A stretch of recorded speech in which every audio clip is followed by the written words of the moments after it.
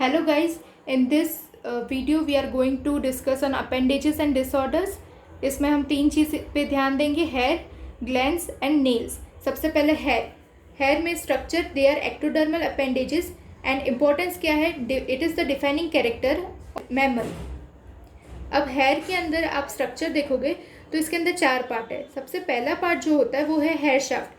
बीच का होता है medulla, surrounding cortex and surrounding cuticle होता है. तो ये तीन लेयर हो गए हेयर शाफ्ट के अंदर. दूसरा होता है इनर रूट शीट जिसके अंदर cuticle, Huxley and Henley layer होता है. थर्ड होता है आउटर रूट शीट. फोर्थ में ग्लासी मेम्ब्रेन होता है और फिफ्थ में ये दिख रहा है, ये है कनेक्टिव टिश्यू शीट. अब लॉन्जिट्यूडिनल सेक्शन ले लेते हैं हेयर का. उसके अंदर हम क्या देखेंगे कि ये आप एक अपर सेगमेंट और लोअर सेगमेंट पार्ट है. तो ये दोनों को डिवीजन करने वाला जो मसल है वो है इरेक्टर पाइलोरी मसल. ये मसल अपर सेगमेंट और लोअर सेगमेंट में डिवाइड कर देगा हेयर को. उसके बाद में जो अपर सेगमेंट है वहाँ पे आप सिबेशियस ग्लैंड देख सकते हो. अब सिबेशियस ग्लैंड आया तो इसके ऊपर वाला भाग को हम बोलेंगे इन्फंडिबुलम और उसके नीचे को बोलेंगे इस्थमस. जो ऊपर वाला भाग है वहाँ पे एपोक्राइन ग्लैंड भी प्रेजेंट हो सकते हैं. अब नीचे देखेंगे तो लोअर सेगमेंट के अंदर ये पार्ट होता है स्टेम, ये बल्ब, और ये दोनों के बीच का जंक्शन होता है एडमसन्स स्प्रिंज. उसके बाद में स्टेम सेल्स की बात कर लेते हैं. तो hair follicle stem cells multipotent cells है, बल्ज एरिया में प्रेजेंट होते हैं and attachment of arrector pili muscle है वहाँ पे हमें दिखाई देगा. ये अगर ये डैमेज होते हैं तो scarring type of alopecia can be seen. अलग अलग टाइप्स के हेयर क्या क्या है, तो लेन्यूगो, विलस और टर्मिनल. लेन्यूगो हेयर फीटस में दिखाई देता है. They are soft fine hairs and they shed in utero. Vellus hair जो है वो है fine unmedullated soft hair and they are having the bulb at the level of dermis. Terminal hair इसका पूरा ऑपोजिट है. ये थिक मेड्यूलेटेड कोर्स हेयर है and bulb कहाँ पे प्रेजेंट होगा, at the subcutaneous fat. Hair cycle अब हम देख लेते हैं. तो anagen followed by catagen followed by telogen followed by exogen. Anagen growth phase है. 86% हेयर इस फेज में रहते हैं और अप टू 3 ईयर इसका टाइम पीरियड है. कैटाजन इन्वोल्यूशन फेज है. 1% and 3 week is the duration. Telogen resting phase है और एक्सोजन शेडिंग फेज है. एलोपेशिया के बारे में बात कर लेते हैं. Non scarring and scarring type of alopecia. Non scarring में 4 आता है, patchy, diffuse, pattern and systemic. Patchy के अंदर 4 types, alopecia areata, trichotillomania, tinea capitis and secondary syphilis. Diffuse में एफ्लूवियम एंड पैटर्न में एजेनेटिक एलोपेशिया.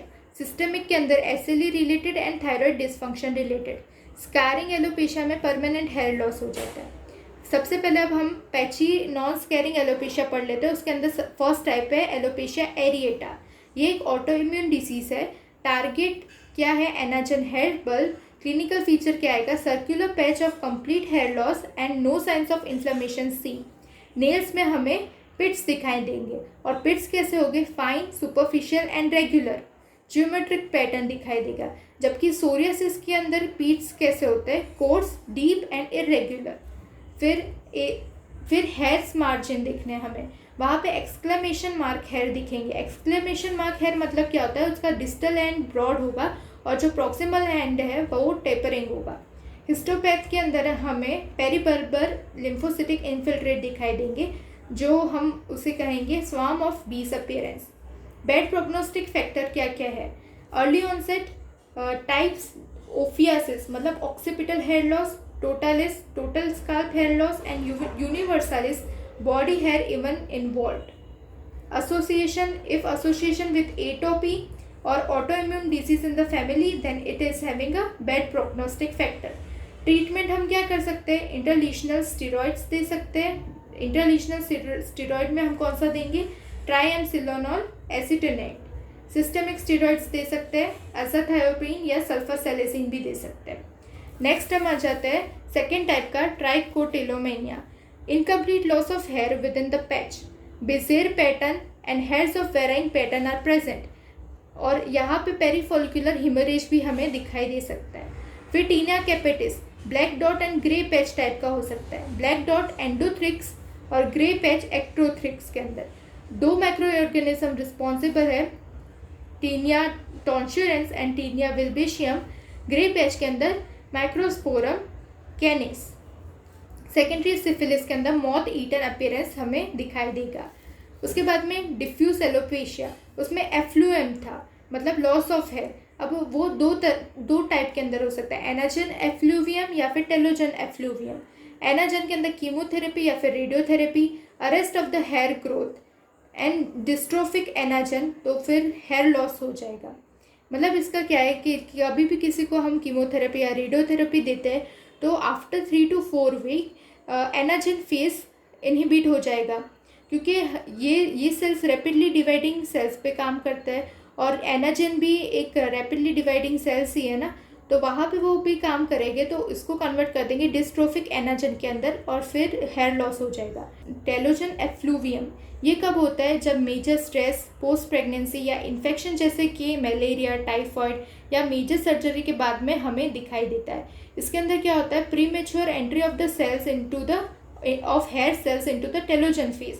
तो 3 मंथ लेटर हमें पता चलेगा हेयर लॉस। क्यों 3 मंथ कहा गया है? क्योंकि टेलोजन एक रेस्टिंग फेज का है और टेलोजन के अंदर ड्यूरेशन है 3 मंथ।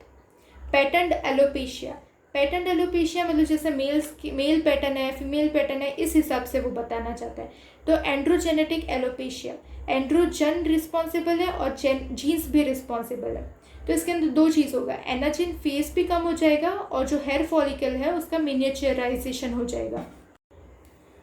मैन के अंदर frontotemporal recession, balding of the vertex and Hamilton Horwood grading system is used. Womens के अंदर frontal hair line is maintained, central portion of the scalp, वहाँ पे हमें लॉस ऑफ हेयर दिखाई देता है और लुडविग्स ग्रेडिंग यूज़ करते हैं। अब इसके अंदर हम ट्रीटमेंट के अंदर क्या देंगे? मिनॉक्सिडिल और फिनास्टेराइड। फिनास्टेराइड तो 5-अल्फा रिडक्टेज टाइप 2 इनहिबिटर है जो टेस्टोस्टेरोन को डायहाइड्रोटेस्टोस्टेरोन कन्वर्ट करने नहीं देगा, जिसकी वजह से एंड्रोजन्स कम हो जाएगा। मिनॉक्सिडिल एनाजन फेस को बिल्ड करेगा, size of the miniaturised hair follicle को भी इंक्रीज करेगा। 2% फीमेल्स में और 5% मेल्स के अंदर हम इसे देंगे। प्लेटलेट रिच प्लाज्मा थेरेपी भी हम करवा सकते हैं या फिर हेयर ट्रांसप्लांटेशन भी करवा सकते हैं। सिस्टमिक के अंदर एसएलई और thyroid dysfunctions are the 2 disorders.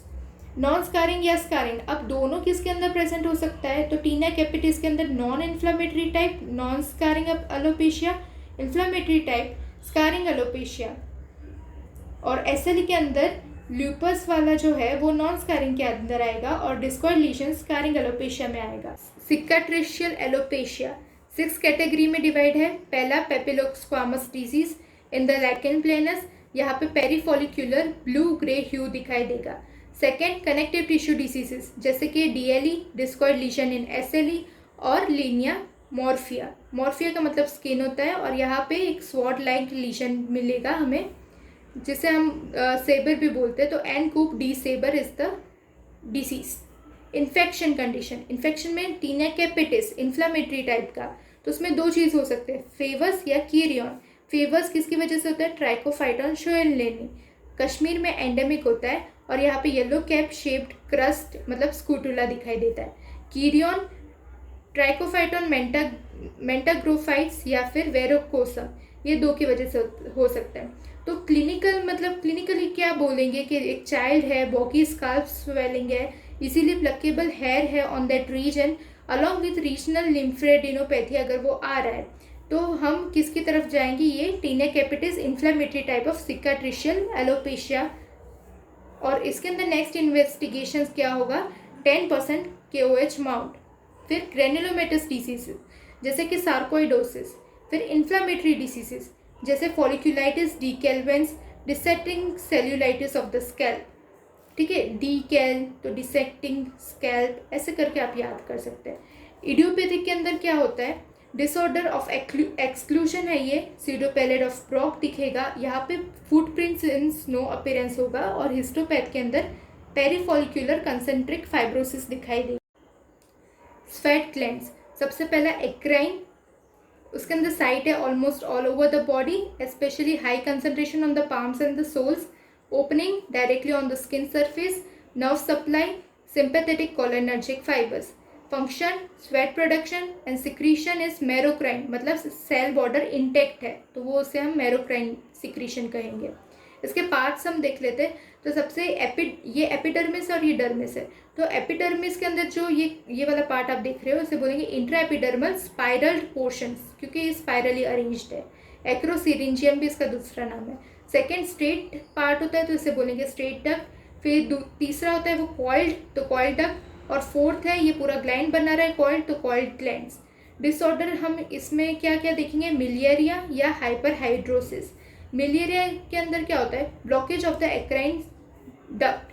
अब ये वाला डक्ट कहाँ कहाँ पे ब्लॉक हो सकता है, अगर स्ट्रेटम कॉर्नियम में ब्लॉक हुआ तो उसे मिलियरी क्रिस्टलिना बोलेंगे। अगर उसके बीच में कहीं पे भी ब्लॉक हुआ स्पाइरल में तो स्ट्रेटम स्पाइनोसम के अंदर, तो उसे बोलेंगे मिलियरी रूब्रा।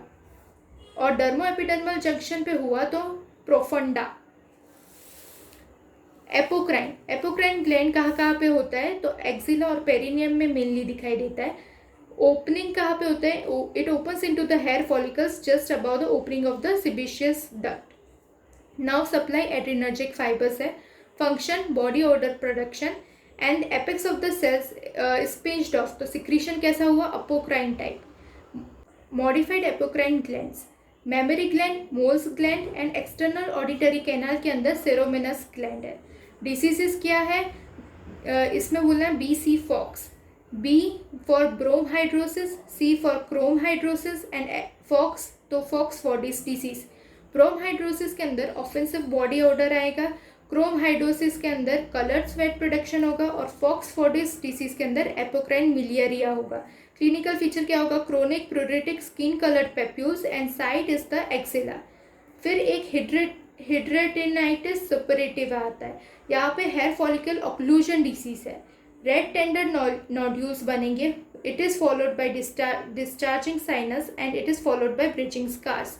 ट्रीटमेंट के लिए आइसोट्रेटिनोइन या फिर adalimumab. Adalimumab TNF alpha inhibitor है। नेक्स्ट हम सिबिशियस ग्लैंड देख लेते हैं। फंक्शन क्या है, सीबम प्रोडक्शन करना। सिक्रीशन होल सेल डिसइंटीग्रेट कर देता है, तो मतलब holocrine type of secretion. Opening, if it opens into the hair follicle तो पाइलोसिबिशियस यूनिट बनाएगा and if it is not associated with the hair follicle तो वो एक्टोपिक सिबिशियस यूनिट बनाएगा। अब ये बहुत इंपॉर्टेंट है, ये पूछा जाता है कि एक्टोपिक सिबिशियस यूनिट कहाँ कहाँ पे दिखाई देती है। तो सबसे पहले फोर्डिस स्पॉट्स जो माइक्रोपेप्यूल्स है अपर लिप या बक्कल म्यूकोसा में दिखाई देता है। Second Montgomery tubercles. तीसरा मेबोमियन ग्लैंड और फोर्थ ग्लैंड ऑफ सीस जो आईलिड्स में ही प्रेजेंट होता है। और फिफ्थ मेल्स के प्रिप्यूस के अंदर टाइसन्स ग्लैंड। नेक्स्ट हम एक्नी वल्गारिस डिस्कस कर लेते हैं, ये मोस्ट इंपॉर्टेंट टॉपिक है। डेफिनेशन क्या है, it is a multifactorial chronic inflammatory diseases of a pilosebaceous unit. Lesion क्या है, पॉलीमॉर्फिक लीजन है। अब दो तरह का हो सकता है, नॉन इन्फ्लामेटरी या फिर इन्फ्लामेटरी। नॉन इन्फ्लामेटरी में कोमेडोन्स इंक्लूड होता है। पैथोजेनेसिस क्या है, सबसे पहले तो यहाँ पे एंड्रोजन्स बहुत ज़्यादा प्रोड्यूस हो रहे हैं तो उसकी वजह से जो सेबिशियस ग्लैंड है वो बहुत ज़्यादा स्टिमुलेट हो रहे हैं तो सीबम बहुत बनेगा। दूसरा है हाइपर कैरेटिनाइजेशन ऑफ द इनफंडिब्यूलम, तो यहाँ पे ब्लॉकेज हो गया। तीसरा प्रोपियोनोबैक्टीरियम एक्नीस की वजह से माइक्रो ऑर्गेनिज्म इन्फ्लामेशन हो रहा है और फोर्थ में इन्फ्लामेशन हो रहा है। डाइट हम क्या बोलेंगे कि आप लोग मिल्क अवॉइड करो या फिर foods with high glycaemic index उसको अवॉइड करो। Cytokine which is responsible for it is interleukin 1। Grading कैसे करेंगे, ग्रेड 1 में कोमेडोनल होगा, ओपन हुआ तो ब्लैक, क्लोज्ड हुआ तो वाइट। ग्रेड 2 के अंदर पैप्यूल्स, ग्रेड 3 के अंदर पस्ट्यूल्स और ग्रेड 4 के अंदर मोस्ट सीवियर है nodules along with cystic lesions. Acneiform eruption ये एक अलग टर्मिनोलॉजी है, ये एक्नी वल्गारिस से डिफ्रेंशिएट कैसे कर सकते हैं। तो एक्नीफॉर्म इरप्शन एक सडन ऑनसेट है, history of drug intake present होगा और कौन सी ड्रग, सिस्टमिक स्टेरॉइड्स या फिर आइसोनियाजिड। लीजन मोनोमॉर्फिक होगा और कोमेडोन्स नहीं होंगे, साइड, ट्रंक और चेस्ट। अब एक्नी की ट्रीटमेंट अगर हम करेंगे तो ग्रेड वाइज करेंगे। ग्रेड 1 में टॉपिकल रेटिनॉइड्स जैसे कि एडापेलिन या ट्रेटिनॉइन देंगे।